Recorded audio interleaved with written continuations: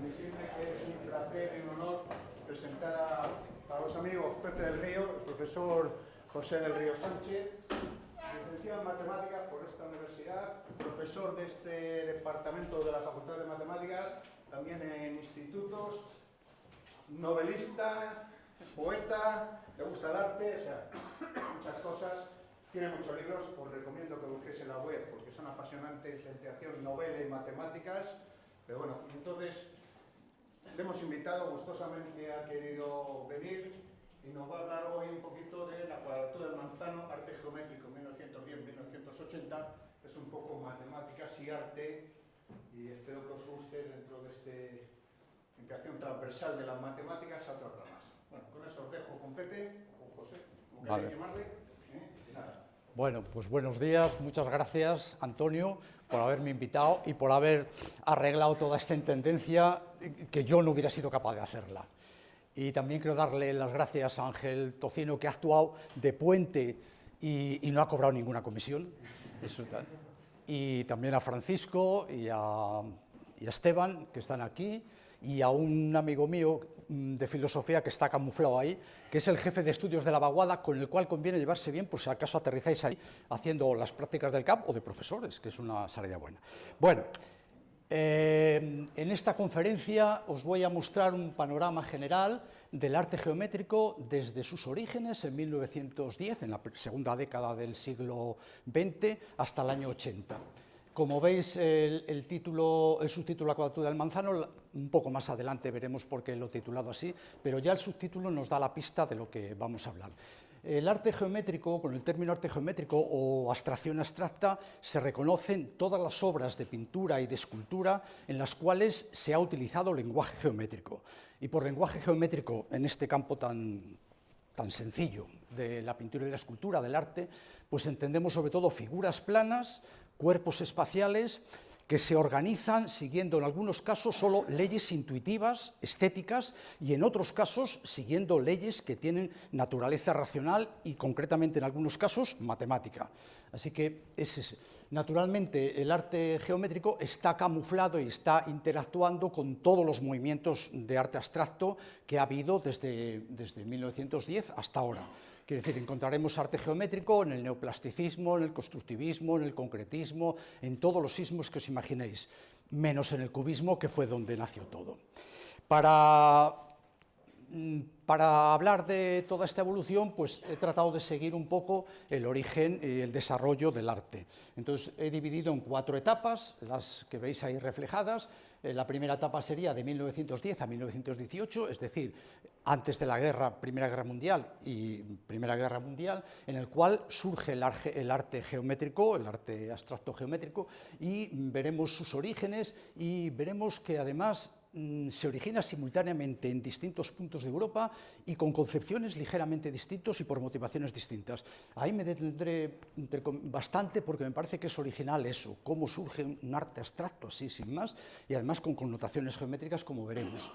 La segunda etapa es la posguerra, de la Primera Guerra Mundial hasta la Segunda Guerra Mundial incluida. Entonces ahí el arte geométrico se desarrolla, alcanza una cierta madurez, veremos ejemplos muy extremistas, por ejemplo de Mondrian, y veremos también que tiene que sufrir una cierta marginación frente al arte figurativo que en aquella época tiene mucho éxito, que es el surrealismo. Entonces vamos a ver cómo conviven y pelean el surrealismo, que no deja de ser un arte figurativo, con el arte geométrico, que tiene una naturaleza abstracta. La segunda posguerra, del 45 al 60, lo que ocurre es que el arte geométrico se limita a sobrevivir, no hay tal, y sin embargo en América, en Latinoamérica y en USA se produce un cierto renacimiento. Parece algo sorprendente, bueno, no es tan sorprendente. Europa queda aniquilada por la guerra y en cambio en Estados Unidos y en Latinoamérica, que no la han padecido, pues hay un resurgir del arte abstracto, también compitiendo con otras modalidades, como son los expresionismos, que ya lo veremos un poco más adelante. Y finalmente, en los años 60 y en los años 70, porque acabaremos en el año 80, lo que ocurre es que aparecen nuevas tendencias de arte geométrico que son en realidad como llevar al límite algunas de los planteamientos que han sucedido antes. El ejemplo más extremo es el minimalismo y el arte óptico, pero veremos alguna cosa más. Bueno, pues empezamos ya con la primera etapa, que ya abarca desde 1910 a 1918, o sea, preguerra mundial, Primera Guerra Mundial y hasta la Primera Guerra Mundial acabada. Simultáneamente tenemos estos núcleos, estas ciudades, donde aparecen o un pintor singular o un grupo de pintores que hacen que nazca el arte geométrico. En París tenemos a Kupka, a Robert Delaunay y Mondrian, que prácticamente simultáneamente entre el año 10 y el año 12 producen obras, como vamos a ver, totalmente abstractas, rompiendo con planteamientos anteriores que habían mantenido todos esos pintores. Antes habían sido pintores paisajistas, realistas, y de pronto rompe con esa trayectoria para crear el arte abstracto. En Múnich tenemos a Kandinsky, como lo conocéis, pues, que llega al arte abstracto por un planteamiento distinto al grupo de París. En Estocolmo tenemos a una mujer, Hilma af Klint, de la cual seguro alguien ha oído hablar de Hilma af Klint, ni siquiera las mujeres, por reivindicar un poco. Bueno, pues es una mujer muy interesante. Su obra no se ha empezado a distribuir y a dar a conocer hasta 2013, ya explicaré por qué ocurrió eso. Y luego en San Petersburgo tenemos al gran Malevich, que creó el suprematismo y que rompió un poco, pero también con otros planteamientos distintos. Bueno, pues ya digo, simultáneamente entre el 10 y el 14, que empieza la Guerra Mundial, nacen todo el movimiento abstracto y la mayoría de ellos con planteamientos geométricos. En el año 10, en París y en general en Europa, el arte que no académico que está dominando se centra en dos movimientos, el cubismo y el futurismo. Os pongo aquí un cuadro de Picasso en el que se aprecia muy bien las características del cubismo. El cubismo lo que hace es, coge un objeto real, el que sea, un paisaje, un personaje, y lo analiza desde distintas posiciones. De cada una de esas posiciones toma como una faceta, descompone ese objeto en facetas y ensambla esas facetas sobre el lienzo, de manera que al final aparentemente reconstruimos y queremos reconocer o intentamos reconocer lo que hay. Normalmente el título nos ayuda a entender un cuadro cubista, pero en otros casos hay cuadros cubistas que si borraran el título no sabríamos lo que hay. Desde el punto de vista geométrico, lo que nos interesa es fijarnos, ¿veis?, en las formaciones que hay aquí. Abundan las líneas rectas, abundan muchas formaciones angulares, en otros casos son formaciones, ¿veis?, hay un cuadrilátero, en fin, son formaciones angulosas, poligonales y líneas rectas. Es el tipo de lenguaje desde el punto de vista geométrico, pero todavía ahí no vemos figuras geométricas.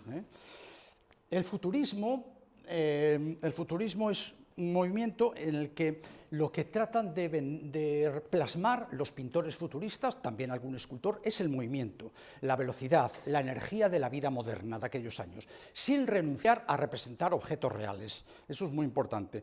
Si nos fijamos, por ejemplo, en este cuadro de Boccioni, pues bueno, ahí reconocemos un edificio, hay que fijarse bien, pero aquí hay una cara, a ver si soy capaz de señalárosla. Sí, mirad, un ojo, la nariz, la boca, ¿la veis? Una cara que está descoyuntada, no está colocada en su sitio, está bailando sobre esta calle. En esta calle veis personas en movimiento, aquí es el vestido quizá de esta mujer, pero fijaros qué movimiento hay ahí. Esa es la filosofía del futurismo, representar la vida moderna, el movimiento, la velocidad, la energía. Bien, pues estos eran los dos movimientos que estaban triunfando y que estaban dominando la panorámica del arte no académico en Europa, en los años 10, 11, 12. Y de pronto en el año 10, este señor que se llama Kupka, que es un checo, que lleva ya instalado en París 3 lustros, como muchos pintores, Picasso entre ellos, habían peregrinado a París porque era la meca del arte no académico, del arte moderno, y entonces este señor, que lo que hacía era pintura realista, pintura simbolista, pintura satírica, láminas satíricas en alguna revista, etc., de pronto en esas fechas crea este cuadro que titula Primer Paso, donde ahí no vemos más que unos círculos, ahí solo vemos círculos, circunferencias, vemos ahí esa cosa, aquí vemos este rosario de círculos, hay un círculo, otro, tal. Y un poquito más adelante, en el año 12, pinta este tipo de cosas que lo llama círculos de Newton. y no solo uno, una serie de círculos de Newton, o sea, de cuadros de este estilo, ¿vale? Y algunos más. Eso entre el año 10 y el año 12, 13, 14 empezó. Y ya a partir de ese momento Kupka ya no vuelve a hacer pintura figurativa, ya sus derroteros van a ir por este camino. Nunca va a ser un geometrista estricto, es decir, va a pasar por periodos que luego veremos, que no es tan estricto, pero al menos en estos primeros planteamientos, fijaros lo que tenemos. Cómo un señor que ha hecho pintura realista, naturalista, de pronto rompe con esa trayectoria y crea este tipo de pintura. Yo fue una pregunta que me hice, porque eso puede sorprender a cualquiera. Y han sido 3 factores los que han contribuido a que eso sea así. El primer factor fue el contexto en el que se estaba desenvolviendo la pintura vanguardista de entonces, es decir, el cubismo y el futurismo. Fijaros, del cubismo lo que toma es, bueno, sobre todo en la siguiente, lo vamos a ver mejor, el cubismo lo que toma es la parcelación. ¿Veis? Este tipo de parcelaciones, como fueran pinceladas, el tipo de poder parcelar la pintura, eso es una idea que toma del cubismo. Y del futurismo, en esto también se ve muy bien, lo que toma es la intención de representar el movimiento, sin más, el movimiento, sin recurrir a ningún objeto real, ni a gente caminando, ni una señora que se mueve, ni un edificio que se tuerce, ¿eh? Lo que representa aquí simplemente es, ¿veis?, la expansión de un disco, un círculo, el movimiento que se desplaza, y todo esto lo consigue simplemente con colores, porque la otra circunstancia que favoreció el que Kupka pasara este tipo de cosas fue su interés por el color. A lo largo del siglo XIX se publicaron bastantes libros sobre el color, partiendo todos del descubrimiento de Newton de que la luz blanca se descomponía estaba formada por los 7 colores del arco iris, y que Newton representó en un disco con 7 sectores, cada uno de un color, y además ese disco, si se reproduce en cartón y se hace girar, no sé si alguna vez habéis visto ese experimento, se ve blanco, ¿vale? Entonces, a lo largo del siglo XIX, muchos autores, físicos o químicos, produjeron libros sobre los efectos del color, las leyes del color, etcétera, etcétera. Y esos libros fueron muy leídos y muy estudiados por pintores, desde los impresionistas hasta estos, hasta Kupka y, como veremos después, Robert Delaunay. Así que tenemos ya un ambiente de cambio, futurismo y cubismo, una información y una curiosidad por el color captada de estos libros, y el tercer elemento, que se ve mejor aquí, es las creencias teosóficas que tenía Kupka. Desde los 15 años ya estuvo en contacto con la teosofía a través de un maestro que tuvo y tal. La teosofía sostiene que hay un mundo espiritual por encima del mundo material, poblado con seres espirituales, igual que el espiritismo, con el cual es posible establecer algún tipo de contacto. Los espiritistas lo hacen de una manera, los teósofos de otra. Y la teosofía y el espiritismo en esos años eran bastante comunes. Por ejemplo, Kupka es teósofo, Mondrian es teósofo, Hilma af Klint es teósofa y antes fue espiritista, etc. Es decir, que no es una cosa, ahora nos puede parecer una cosa extraña que alguien se declare teósofo. No tan extraña, seguro que entráis en internet y escribís sociedades teósofas y seguro que aparecen. Bien, bueno, pues quizá este cuadro, algunos críticos lo han interpretado como una representación de ese mundo espiritual, de ese universo espiritual. Entonces, estos podían ser los planetas de ese cosmos espiritual, más allá de este, pero en fin, no hay que buscarle 3 pies al gato. El hecho es que, como efecto de estos 3 factores que os he dicho, Kupka abandona el realismo y empieza a pintar ese tipo de pinturas. Bien, y en la misma época, fijaros, en el año 12, igual que los discos de Newton de Kupka, Robert Delaunay pinta cosas como estas que tenemos aquí. Robert Delaunay también viene un poco del cubismo. Tiene unos cuadros muy bonitos que seguro que habéis visto por ahí, que es la Torre Eiffel, fragmentada también, medio cayéndose, con movimiento. Entonces, también Robert Delaunay está interesado por el color y cómo el color permite expresar movimiento.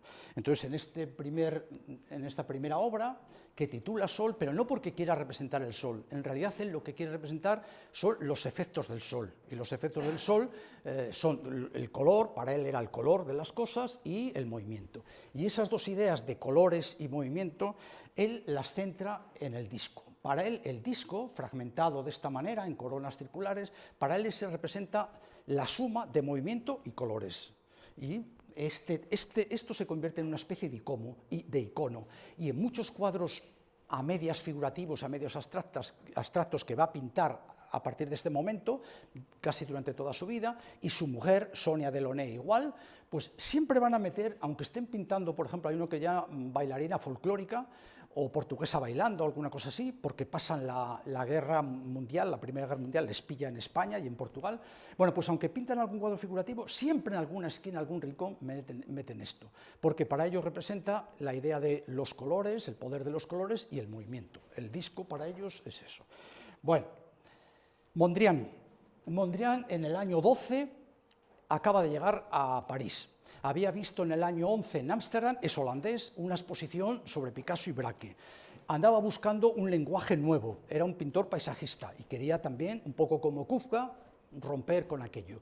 Cuando vio la exposición de los cubistas se sintió atraído por ellos, pero no miméticamente atraído, es decir, Mondrian no se convirtió en un cubista convencido, como muchísimos otros segundones que hay. Mondrian lo que hizo fue tratar de aprovechar algunas ideas del cubismo para evolucionar, y efectivamente evoluciona.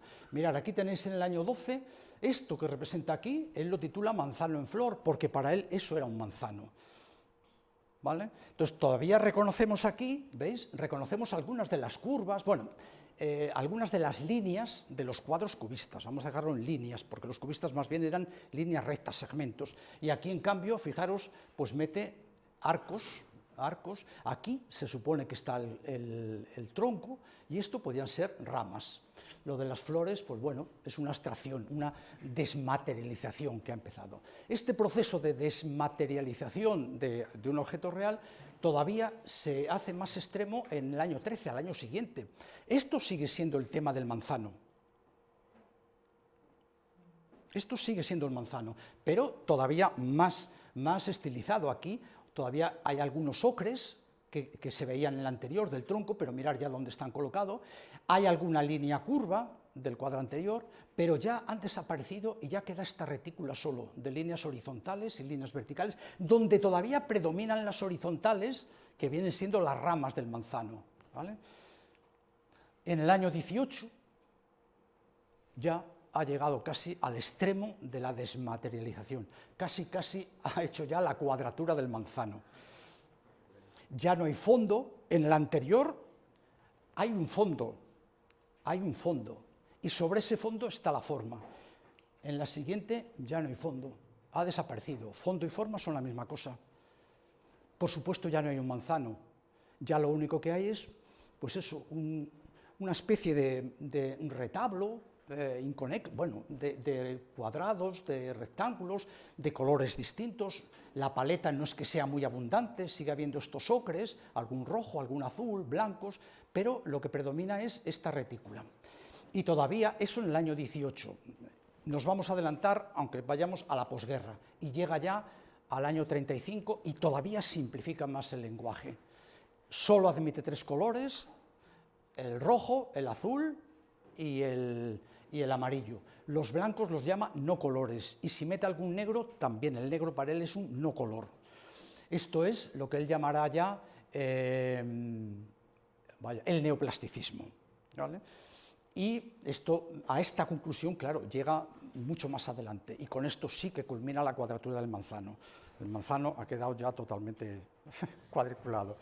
Bueno, Kandinsky, Múnich, 1911, es ruso, emigra a Alemania, se instala en Múnich, se mete en un grupo de pintores, entre comillas, todavía realistas, que se llaman expresionistas, y no está contento con lo que están pintando, a pesar de que sus paisajes ya son muy distorsionados, y hay el expresionismo alemán, no el otro, sino este primero, pues es un expresionismo que empieza a romper con el realismo. Y en el año 11 publica un libro que se titula De lo espiritual en el arte, y en ese libro defiende que lo que tiene que representar un cuadro no es un objeto real, no es un paisaje, no es un caballo pastando. Lo que tiene que representar un cuadro es el mundo espiritual que lleva cada pintor dentro. Esa es un poco su idea, al modo de los músicos que cuando hacen música, pues con las notas van componiendo un cuadro. Van componiendo una sinfonía, con el lenguaje de las notas, una sinfonía. Es un poco la idea. Parece ser que esta idea de componer cuadros al modo de músicos le vino en un concierto de Schoenberg, que al acabar el concierto la gente empezó a salirse y en fin, a protestar porque era una música dodecafónica y en cambio él quedó embelesado por ese flujo de contraste, de tensión que había entre las notas de la sinfonía de Schoenberg. Y entonces se planteó que podía hacer pintura de ese modo, considerando el lienzo como una especie de silencio sobre el cual podía él distribuir los colores, las formas y componer. Este cuadro, este es del año 13, es verdad que aquí no hay ningún objeto real, ahí no se ve ni una cara ni nada, pero todavía es algo sucio. Hay un poco de locura, es poco geométrico, o la pureza geométrica no es destacable. Ya veremos cómo con el paso del tiempo depura un poco más este lenguaje y se acerca más al geometrismo, ¿vale? Hill McLean es un caso raro, curioso, muy curioso. Esta mujer se forma en Estocolmo, en la Academia de Artes, acaba muy bien, incluso con una beca, y pinta cuadros de carácter realista, expone, y cuando tiene alrededor de 40 años, antes se mete en un grupo espiritista con otras compañeras que se llaman Las Cinco, y tratan de, mientras están en trance, comunicándose con los espíritus, de hacer garabatos, como dejándose llevar por los mensajes que son transmitidos. Se conservan esos cuadernos, Y en un momento, en una de esas sesiones, esta mujer percibe que un ser superior le encarga que haga los cuadros para un templo. Un templo que hipotéticamente se construirá cuando se construya. Entonces, durante 3 años, 1906, 1907, 1908, pinta 116 cuadros de 2 por 3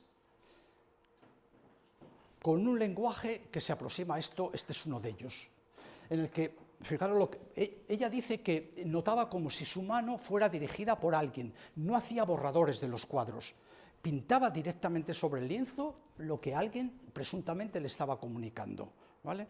Y entonces los títulos que le pone, pues por ejemplo aquí son los 10 mayores, número 3, juventud.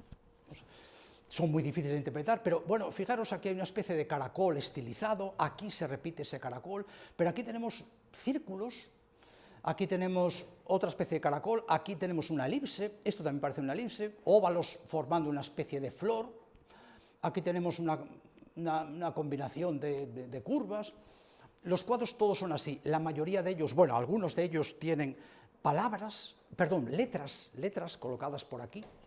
¿Qué pasó? El templo este no llegó a construirse. Además, curiosamente, el templo iba a tener una planta en forma de espiral y los cuadros se iban a ir colocando por las paredes. O sea, como si fuera algo, una imagen del Guggenheim antes del Guggenheim, de la escalera de caracol del Guggenheim de Nueva York, no el Guggenheim de Bilbao. Bueno, no se construyó el templo y ella dijo que esos cuadros, los de esta serie, no se exhibieran nunca hasta 20 años después de su muerte. Se cumplió y en alguna ocasión algunos de estos cuadros se expusieron en alguna exposición colectiva, pero no se le ha dedicado exposiciones monográficas a esta mujer hasta 2013. Una en Málaga, otra por supuesto en Estocolmo y luego otra en París. ¿Es arte abstracto? Desde luego. ¿Es geométrico? Algo menos. ¿Estuvo realmente inspirada por alguien o fue un artilugio que utilizó ella para poder pintar lo que le diera la gana? Algo muy difícil de vender en aquella sociedad. Hablamos del año 7, hablamos de Estocolmo, no hablamos siquiera de París. Hay críticos que defienden esta teoría, de que esto todo fue una estrategia para pintar lo que le diera la gana sin que nadie se metiera con ella. Puede ser. Y llegamos por fin a Malevis. Malevis, diciembre de 2015, monta una exposición que se titula La última exposición futurista. Malevis había pintado cuadros, que ya no era tan realista, algún retrato, alguna cosa, pero siempre metía algún elemento geométrico en el cuadro. No era un paisajista puro, por decirlo de alguna manera, ni un retratista puro. Y de pronto, en esta exposición, pone 35 cuadros que están todos constituidos, como veis aquí, por cuadriláteros de 3 colores, el negro, el amarillo, el rojo y el azul. 35. Y en la parte más privilegiada de la exposición, y además en un rincón, como colocado ahí, este cuadro, que se titula simplemente Negro. Entonces escribe, para que el público entienda el desastre de esa exposición, o más que el desastre, el escándalo de esa exposición, San Petersburgo, un manifiesto que se llama el manifiesto del suprematismo. Él inventa esa corriente. Entonces, Malevich sabía muy bien lo que estaba haciendo. Os lo voy a contar un poco para que entendáis que esto no son caprichos. O sea, lo que quiero decir es que, por eso me estoy extendiendo un poco en esto, sabiendo que no voy a tener tiempo para el otro. Pero es que es importante entender que el arte abstracto no sale de la nada y que está justificado. Bueno, el razonamiento de Malevich es el siguiente. Dice, los futuristas intentaron representar el movimiento como algo abstracto, pero al final acaban representando cosas en movimiento. ¿Os acordáis? Los cubistas no querían representar, querían representar objetos reales, un retrato, un paisaje, pero al final lo ocultaban detrás de esa maraña de curvas y de rectas y de ángulos y de figuras, de manera que en muchos casos no se sabe lo que hay detrás del objeto. Entonces el razonamiento de él es el siguiente: el objeto, la realidad, no es necesario. Lo que hay que hacer es representar simplemente figuras geométricas que por sí mismas simplemente representen el movimiento, que tengan valor pictórico por sí mismas, sin tener ninguna referencia a la realidad. Y esas unidades plásticas son las figuras geométricas. Y entonces compone todos sus cuadros suprematistas y la escuela que crea alrededor a partir de estas ideas. Y ya desaparece la realidad. Ya no es necesario pintar árboles, ni pintar casas, ni pintar nada, simplemente componer con figuras geométricas, normalmente cuadriláteros, una composición abstracta. Y nada más. En este caso, el movimiento se consigue pues, un poco con estas orientaciones que rompe también con esa otra orientación. Bueno, y el cuadro negro es un poco el símbolo de aquí acaba todo lo anterior, quiero que acabe con esto, y a partir de ahora, borrón y cuenta nueva. No pudo conseguirlo, como luego os contaré, pero el suprematismo como corriente pictórica está ahí y desde luego ha tenido consecuencias en muchos de los diseños que tenemos ahora. La simplicidad, por ejemplo, ayer me estuve fijando en la televisión, el programa de Cayetana Cuervo, que se titula Abierto por Obras, toda la decoración que envolvía el decorado, todo era pura geometría vinculada a los cuadros de Mondrian y el constructivismo que va a venir después. Bueno, estamos en el periodo de entreguerras. Hay tres núcleos donde se sigue desarrollando el arte geométrico. Tenemos en Rusia el constructivismo, que lo vamos a ver luego. En Alemania, la escuela más importante de diseño, una de las más importantes que ha habido en la historia del arte, la Bauhaus, que supongo que la mayoría sí que habréis oído hablar de la Bauhaus. Y en Francia tenemos una reacción del neoplasticismo y del arte concreto frente a otro tipo de arte abstracto que va a ser el arte informal. Pero bueno, es decir, que estos tres grupos, estos tres núcleos han permitido que siga desarrollándose el arte geométrico y a la vez que haya una cierta reacción para contrastar el arte figurativo que nace en todos estos lugares. Después de la guerra hay un arte figurativo fuerte, por ejemplo en Alemania, que se llama la nueva objetividad, etcétera, etcétera.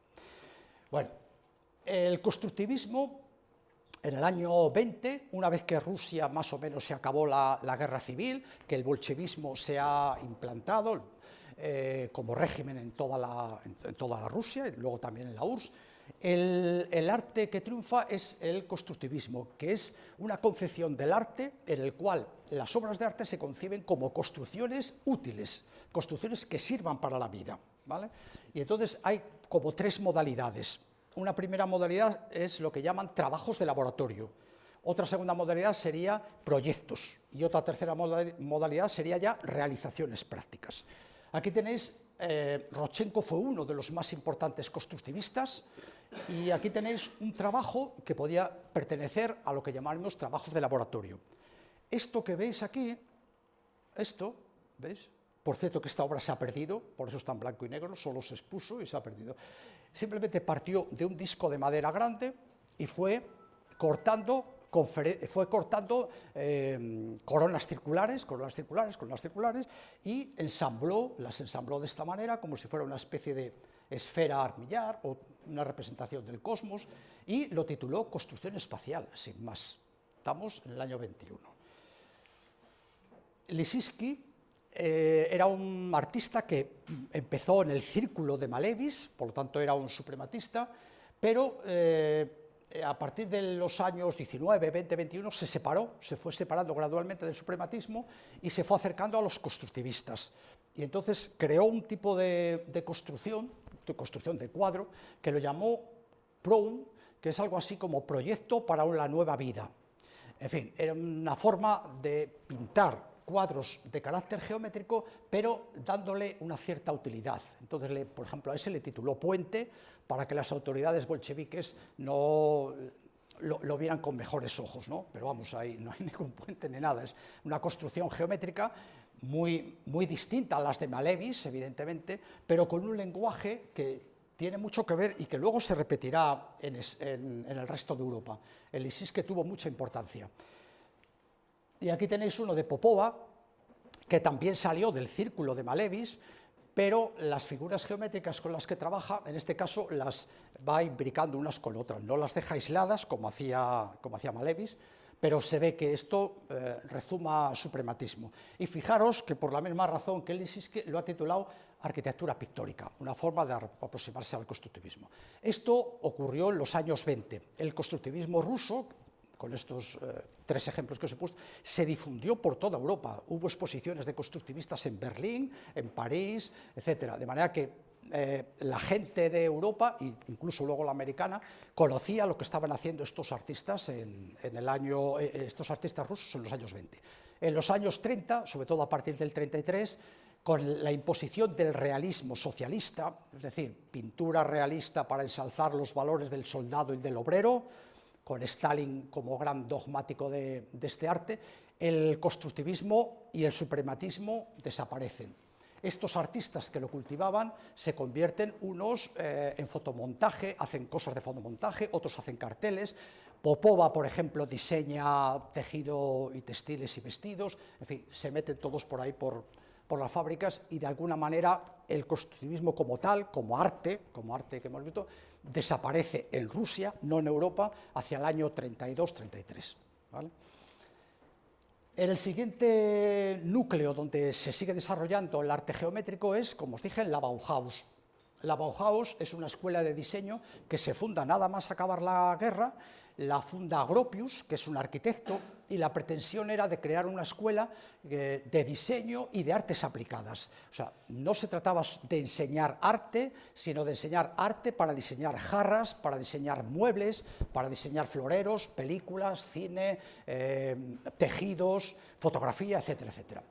Los alumnos tenían un primer curso que se llamaba curso de preparación inicial, y luego en el siguiente curso elegían un taller. Vidrio, carpintería, metal, etcétera, etcétera. Hay muchos, fotografía. Entonces, Kandinsky en el año 23 sale de Rusia, había pasado la guerra, lo habían expulsado de Alemania.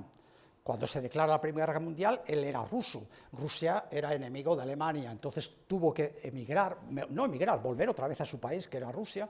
En principio colaboró un poco con la revolución, pero se desencantó en el año 23 y volvió a Alemania. Gropius lo contrató para la Bauhaus para dar un curso que también que se llama Teoría de la Forma y del Color.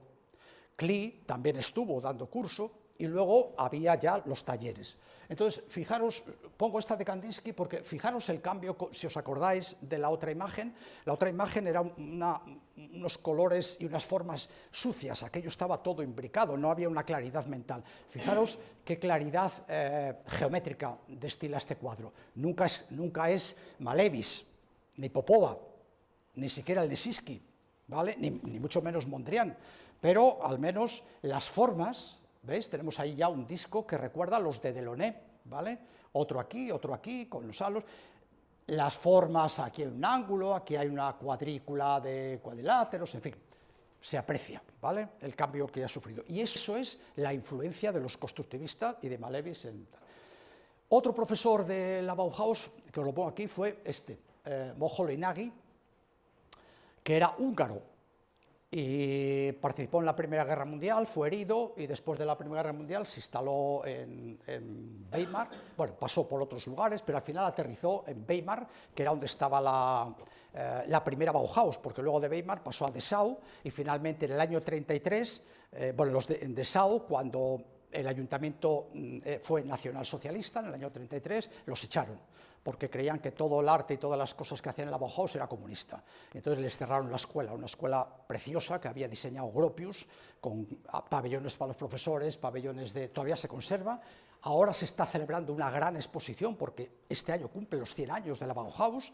Se han rehabilitado todos los pabellones, sobre todo los de Dessau, que fue un edificio, varios edificios hechos expresamente para eso. Bueno, pues Moholy-Nagy entró aquí, pero con un lenguaje, os lo pongo para que veáis el contraste con dos profesores completamente distintos, tenían los alumnos. Kandinsky por un lado, con sus planteamientos, y este ya es un planteamiento totalmente constructivista.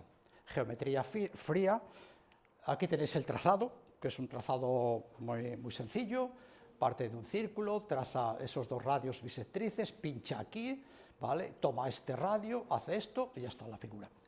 Este lo podéis ver porque está en el Reina Sofía, en el Thyssen. El cuadro este está en el Thyssen, ¿vale? Y lo titula Segmentos circulares. ¿Qué es lo que es? ¿Vale? Bueno, y llegamos a Francia, el tercer grupo, el tercer núcleo donde todavía pervive y se desarrolla el arte geométrico. Bueno, lo he titulado Evolución y relación de marginados. Marginados, ¿por qué? Pues porque el arte que triunfa en ese momento, como os adelanté, es el arte surrealista. Y los geometristas les cuesta trabajo asomar la cabeza. Pero, a pesar de eso, aquí tenéis una lista de los que todavía siguen practicando arte geométrico, incansables e incombustibles. Kupka, Robert Delaunay, Sonia Delaunay, Sophie Tauer-Arp, la mujer de Jean Arp, Mondrian, y luego dos que todavía no han aparecido, y es en los que más me voy a fijar, que es Van Doesburg y Pessner, Antoine Pessner. Rápidamente, Kupka deja de ser tan geométrico y empieza a representar este tipo de cosas, que es el ritmo del jazz, o el jazz interpretado por una orquesta. La orquesta la hace funcionar, esto es como si fuera una representación de la orquesta, como si fuera una gran máquina, ¿no? Y estas son como las piezas de la máquina. Pero fijaros qué detalle, un transportador de ángulos, ¿sí o no? Porque la medida expresada solo con este símbolo para él es fundamental. Es decir, aunque sigue componiendo sus cuadros de alguna manera con la intuición estética, pero no es ajeno a que hay que medir tanto la música como la pintura, ¿vale? Robert Delaunay sigue con sus círculos, pero la novedad, fijaros, es ahora que los círculos están alineados, hay una cadencia, por eso se titula Ritmo sin fin. Y luego hay una especie de alegría, tanto en este cuadro como en este de su mujer, de Sonia Delaunay, hay una especie de alegría manifestada por ese color, ese movimiento, y es un poco porque en los años 30 ya empieza a haber un cierto optimismo. Ha pasado la posguerra, ya estamos...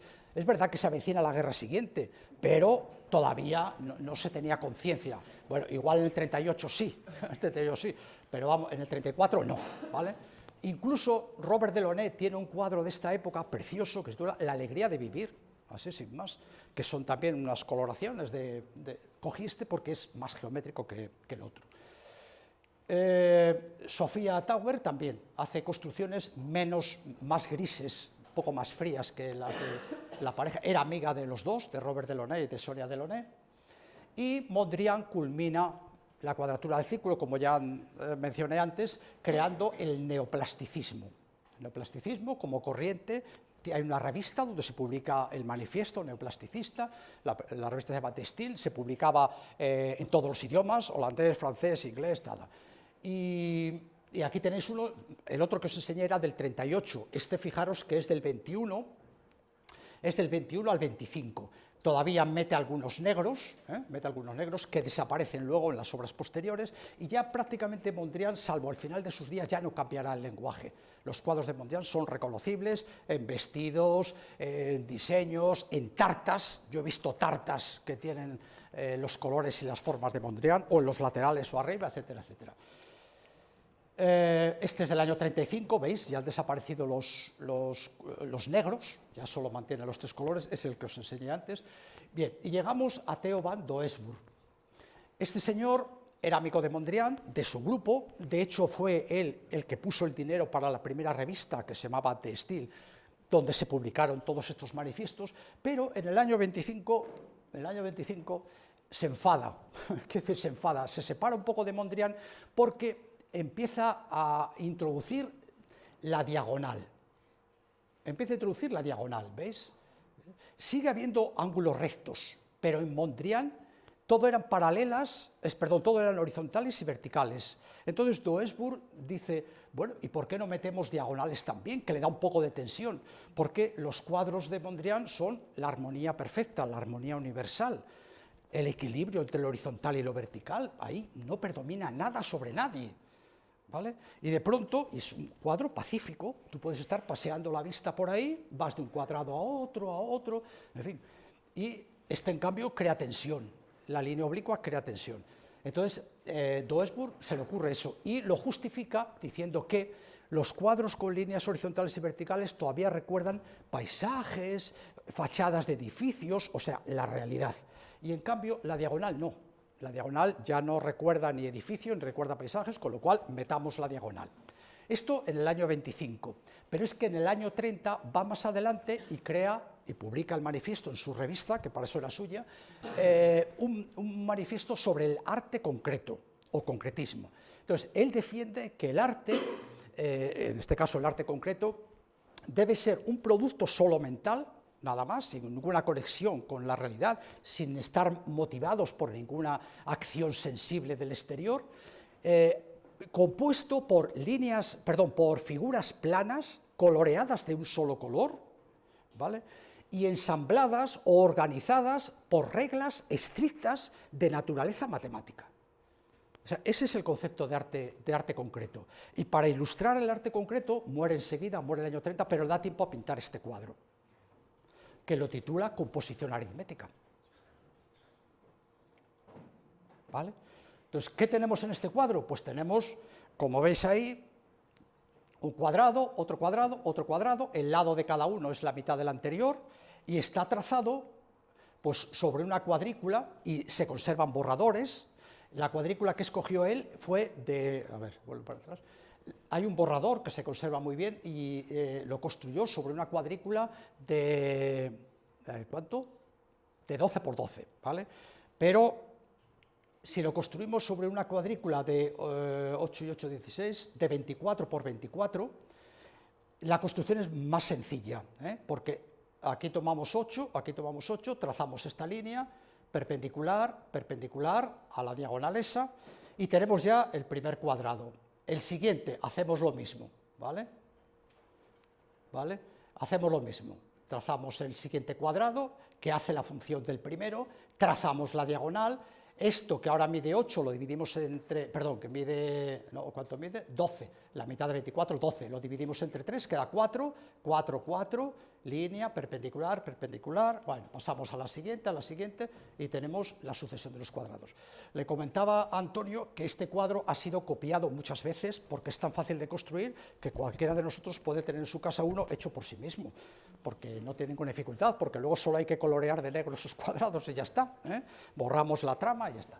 Bueno, esto que parece un juego intelectual, y lo es, ha tenido consecuencias muy importantes, porque esta concepción del arte concreto, de esta manera que estoy diciendo, o sea, objetos, figuras geométricas planas sometidas a una composición mediante reglas matemáticas, esta idea tan sencilla ha tenido unas consecuencias muy grandes en el periodo siguiente. El último autor, y yo creo que voy a cortar aquí, la segunda parte de la conferencia otro día. Lo digo porque más vale que tengamos lo que he contado medianamente bien y no sigamos y os ponga las diapositivas, os puedo pasar todas las diapositivas deprisa para que os hagáis una idea, cerrando yo el pico, es lo único. Bueno, Pevsner. Pevsner es un autor ruso también, y en el año 23 emigra también de Rusia, se instala en París y ya se queda ahí todo el tiempo. Las primeras esculturas que hace Pessner, como esta que tenéis aquí, fijaros, están hechas con trozos más o menos geométricos de plástico. Los va ensamblando unos con otros y construye esa escultura que llama fuente, pero podía haber llamado columna o cualquier otra cosa, ¿vale? Pero a partir de ese momento se decanta por este lenguaje y es el que va a repetir a lo largo de toda su vida. Construye un perfil con una varilla metálica, más o menos complicado, luego une ese perfil curvilíneo con varillas más delgadas rectilíneas, cubre esto con yeso y hace un vaciado en bronce. Y a esta escultura la tituló Mundo, y puede hacer todas las copias que quiera. De hecho, repetía muchas veces y hacía muchas copias, ¿vale? Entonces, esa superficie que tenemos ahí, pues esa superficie pues, es una superficie reglada que viene de esta. Aquí tenéis un ejemplo precioso, donde ahí vemos un paraboloide hiperbólico, ¿vale? Que se repite ensamblando esto. Esto es posterior, pero bueno, da igual. Y con este lenguaje, él sigue pervive toda la vida, ¿vale? A ver, Antonio, paso las demás diapositivas deprisa y no comento nada, solo para que en vuestra retina queden imágenes de arte geométrico. Corto y seguimos otro día. A ver. Antes me has comentado que tenías una especie de dodecaedro con una especie de resultado, no sé si... El último, el de Torner. No sé, vale. Sí, porque me has comentado unas cosas que me parecía atractivo, digamos. No oigo, ¿alguien ha dicho algo? No. Bueno, voy a pasar deprisa, nada más. Mirad qué cosa tan bonita.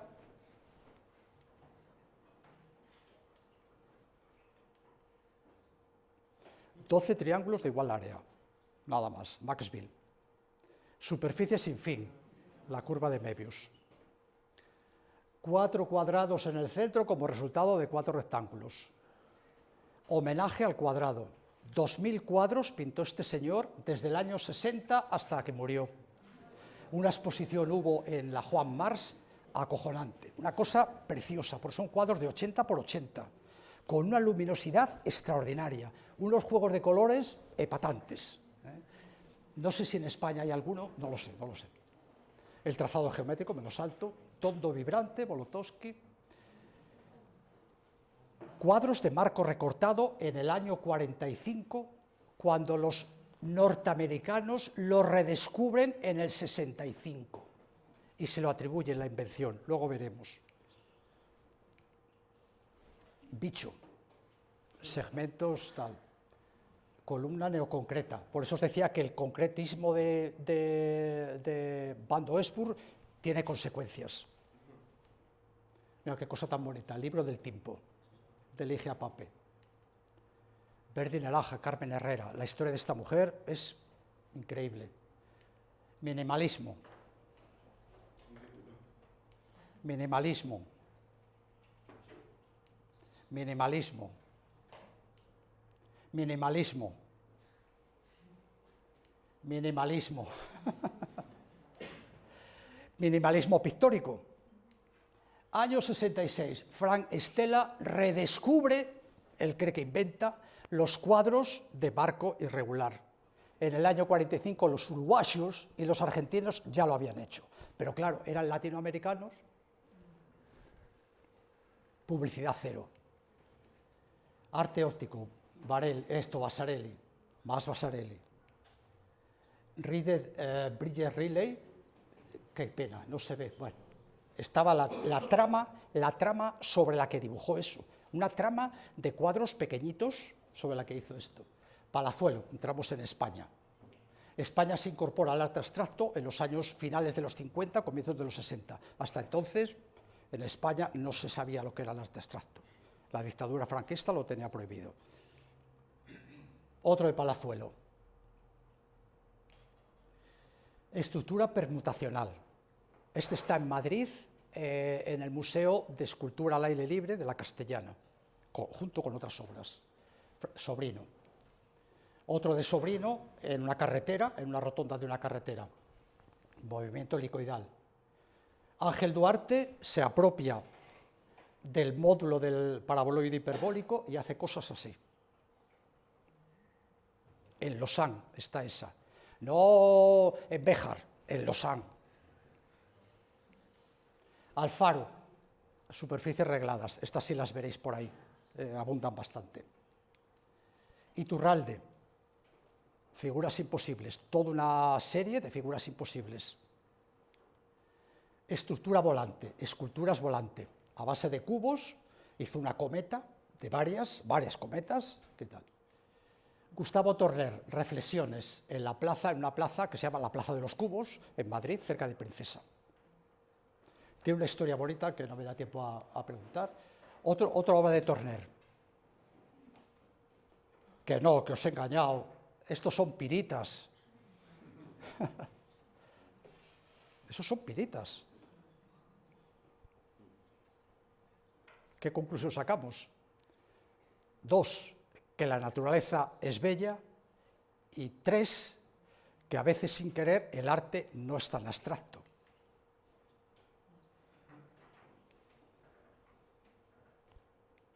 Bueno, y esta es la que decía Antonio que comentara porque le creé curiosidad. Esta es una escultura de Torner, de Gustavo Torner, que se titula Música callada, homenaje a San Juan de la Cruz. Fijaros, está formada... Esto es que no se ve muy bien. Bueno, esto que se ve aquí son 3 rectángulos perpendiculares 2 a 2, como si fueran los planos de un sistema de coordenadas en el espacio, ¿vale? A ver, este es el vertical, el horizontal es este, no se ve, y este es el otro que viene así. Luego, esos están suspendidos en el aire. Esto ha suspendido, están solo sujetos mediante cables, ¿veis? Y se ve que estos cables forman un dodecaedro, ¿vale? Entonces, ahí tenemos, contando el cable que va por ahí, el cable por ahí, aquí tenemos 30 cables, que son las 30 aristas de un dodecaedro, y fijaros, en los vértices del dodecaedro que no forman parte de los 12 vértices ocupados por los extremos de los rectángulos, en esos 8 vértices que quedan libres salen cables que van a los 8 vértices de un cubo exterior. Para construir esta figura, el bueno de Gustavo Torner conocía 2 propiedades del dodecaedro. Una, que toda arista del dodecaedro tiene una paralela, con lo cual dentro del dodecaedro tenemos 15 rectángulos inscritos ocupando aristas paralelas, y esos 15 rectángulos se pueden ocupar en tríos perpendiculares 2 a 2 entre sí. Pero no solo eso, sino que además dentro de un dodecaedro se puede inscribir un cubo, ¿veis?, en los cuales la arista del cubo es la diagonal de una de las caras y sus 8 vértices ocupan los 8 vértices del cubo. Este cubo, en lugar de hacerlo dentro, Torner lo sacó fuera, pero aprovechó 3 de estos rectángulos para hacer la cruz que homenajea a San Juan de la Cruz. Tela. Tarea: determinar la longitud del lado grande del rectángulo en función de la arista del dodecaedro. ¿Vale? Muchas gracias.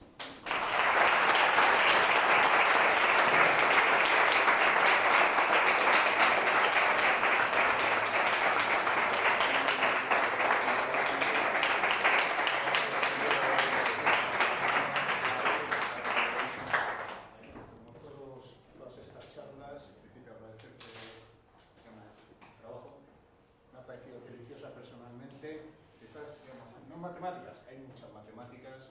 Yo creo que esto también es el espíritu de estas charlas, que no solo es matemáticas, sino las matemáticas en otros campos. ¿De acuerdo? Entonces sí quería, digamos, que estos minutos, si alguien tiene algún comentario, alguna pregunta, lo que quiera, pues es el momento de hacerlo antes de acabar. No sé si alguien quiere. Es tarde, mejor nos vamos a comer, ¿no? Pues si no hay nada, pues agradecer a Pepe por bueno, la exposición. Vale, gracias a vosotros. Nunca había tenido un público tan privilegiado como vosotros, que de antemano sé que aman las matemáticas, porque he dado muchas charlas por ahí, pero yo desconfiaba del público. Pero vamos, tener un público así es un honor, ¿vale?